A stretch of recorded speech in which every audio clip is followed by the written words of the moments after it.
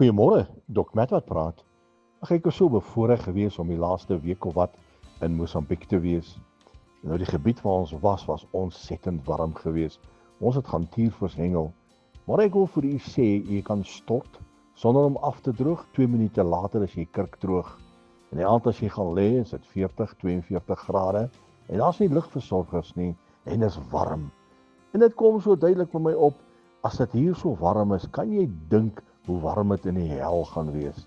En toe besef ek is so dankbaar vir die koning van konings, dat my naam geskryf is in die boek van die lewe, dat ek definitief die hel gaan vryspring, want ek sal nie daai hitte kon verwerk het nie.